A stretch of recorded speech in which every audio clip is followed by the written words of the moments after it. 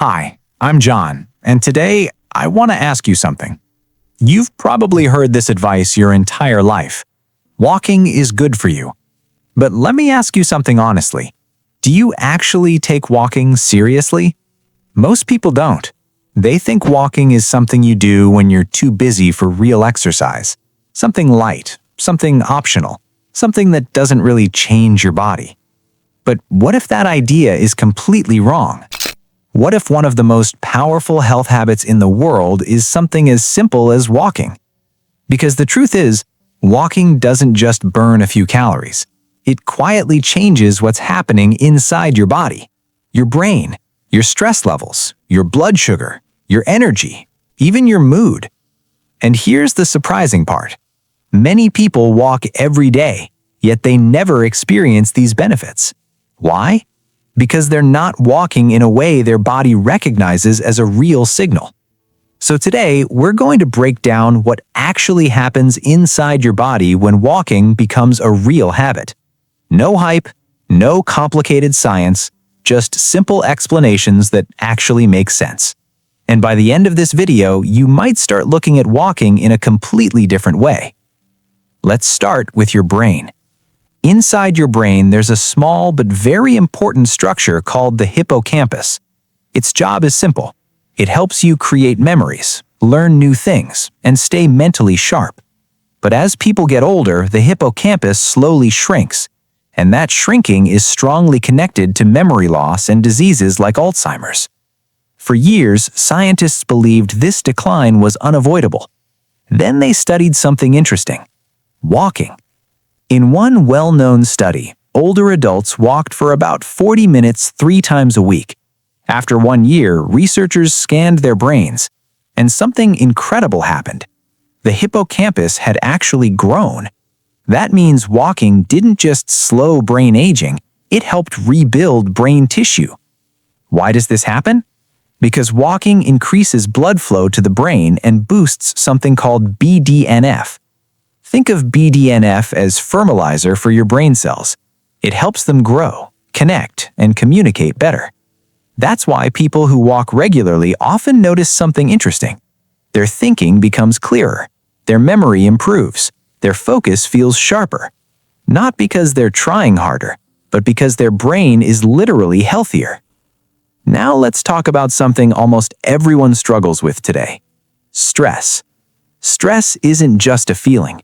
It's chemistry. When you're stressed, your body releases a hormone called cortisol.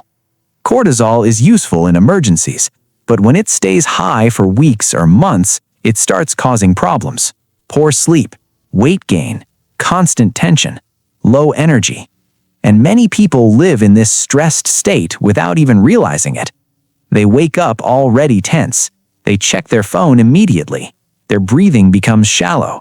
Their nervous system stays on edge all day. But walking interrupts this cycle. A steady, rhythmic walk activates the parasympathetic nervous system, the part of your body responsible for calm, recovery, and repair.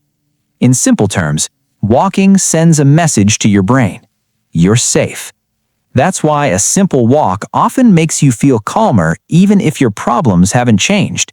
Your body chemistry has. Walking also does something surprising for your thinking. Researchers at Stanford University studied creativity while people were sitting and while they were walking. The results were shocking. Walking increased creative thinking by about 60%. Why? Because sitting for long periods slows circulation and traps your brain in narrow thinking. Walking changes that instantly.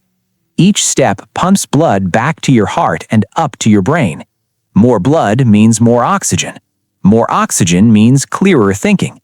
That's why people often solve problems while walking, not while forcing themselves to think harder. Have you ever had a great idea while taking a walk? That's not random. That's biology. Now let's talk about something that affects millions of people today: blood sugar. Every time you eat, sugar enters your bloodstream. Insulin helps move that sugar into your cells for energy. But over time, many people become insulin resistant. That means sugar stays in the blood longer. Energy crashes happen. Fat storage increases, and cravings get stronger. But walking changes this. When your muscles move during walking, they pull glucose out of your bloodstream and use it as fuel. This requires very little insulin. In fact, studies show that just a 10-minute walk after a meal can significantly reduce blood sugar spikes, sometimes even better than one long workout later in the day. And here's another benefit most people don't expect. Walking improves your energy at a cellular level. Inside your cells are tiny structures called mitochondria. They're basically your body's energy factories. When mitochondria don't work well, people feel tired all the time, even if they sleep enough. Walking helps create new, healthy mitochondria and remove damaged ones. That's why people who walk regularly often describe their energy differently. Not hyper, not exhausted, just steady and calm. Real energy. Walking also supports digestion. Your digestive system actually relies on movement.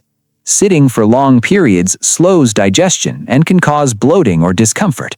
But walking gently stimulates the muscles in your digestive tract and helps food move smoothly. That's why many cultures recommend walking after meals. It's not a trend, it's basic physiology. Walking also strengthens your heart. Many people think only intense workouts improve heart health, but research comparing runners and walkers shows something surprising. When the total energy used is similar, walking provides nearly the same heart benefits as running. It lowers blood pressure, improves cholesterol, and strengthens circulation without stressing your joints. Walking also protects your joints. Contrary to what some people think, walking doesn't damage joints. It actually lubricates them. Movement helps nourish cartilage and reduce stiffness. And finally, walking improves your mood. It increases serotonin and endorphins, the chemicals responsible for feeling calm and positive. That's why regular walking has been shown to help reduce anxiety and depression. But here's the most important point of this entire video. The real secret of walking isn't intensity, it's consistency.